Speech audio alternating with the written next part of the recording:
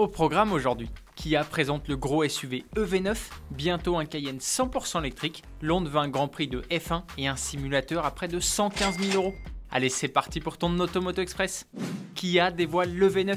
18 mois après la présentation du concept car au salon de Los Angeles, le constructeur sud-coréen dévoile la version définitive de l'EV9, son gros SUV 100% électrique. C'est le deuxième membre de la famille EV après l'EV6. Niveau design, cet EV9 est très fidèle au concept. Il est resté très massif et carré, mais ce n'est pas pour nous déplaire, loin de là. Cet EV9 pourra accueillir à son bord 6 ou 7 passagers. C'est rare pour un véhicule électrique, mais Kia a poussé le concept au maximum puisque ce SUV a la philosophie d'un monospace. Les sièges avant et ceux du second rang peuvent s'incliner et même pivoter à 180 degrés pour faire face à ceux du troisième rang. On y voit un peu un Renault Espace 2.0.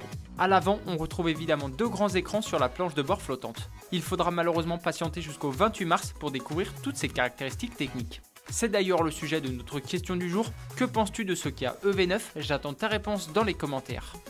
Le plan électrique de Porsche. Porsche a profité de sa conférence de presse annuelle pour parler de sa stratégie en ce qui concerne l'électrification de sa gamme. Le constructeur allemand a confirmé l'arrivée d'un Cayenne 100% électrique pour la deuxième partie de la décennie. Il s'agira du quatrième modèle tout électrique de Porsche après la Taycan, le Macan EV qui fera son apparition d'ici fin 2024 et le 718 qui est lui prévu pour le milieu de la décennie. Avec ces 4 voitures, Porsche espère que la part de véhicules électriques vendus représentera plus de 80% du volume total. Les dirigeants de la marque allemande ont fait une autre confidence puisqu'ils ont annoncé qu'un gros SUV positionné au-dessus du Cayenne avec 7 places et des performances élevées verra le jour d'ici 2030.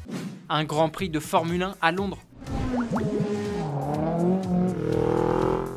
Selon le Times, un plan de circuit a été proposé par la ville de Londres à Liberty Media, les détenteurs des droits commerciaux de la F1, pour organiser un Grand Prix de Formule 1 dans la capitale britannique. Ce circuit long de 5 km 700 comportant 22 virages serait situé dans la zone des Royal Docks à l'est de la ville. Un des responsables du projet a d'ailleurs annoncé que la première édition pourrait avoir lieu en 2026.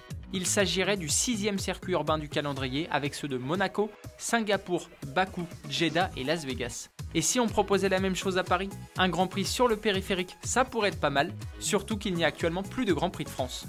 Pour l'Angleterre, Londres sera la deuxième course sur le calendrier. Le Grand Prix de Grande-Bretagne existe déjà sur le circuit de Silverstone, le berceau de la Formule 1. Certaines rumeurs évoquent qu'avec la course de Londres, le Grand Prix de Silverstone serait en danger, surtout que son contrat expire en 2024. Affaire à suivre donc.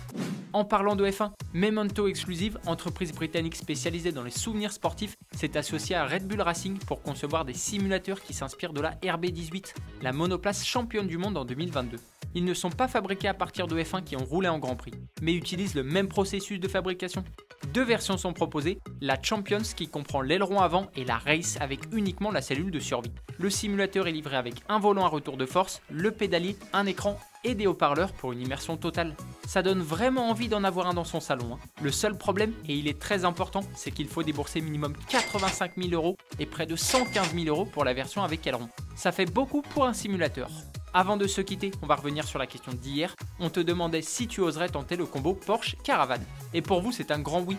Baimi, tu aimerais tenter l'aventure lors d'un road trip entre potes. Et tout ça en regardant Automoto le dimanche matin. On ne peut que valider. Automoto Express, c'est fini pour aujourd'hui. À demain pour un nouveau numéro. Bonne soirée. Allez, ciao!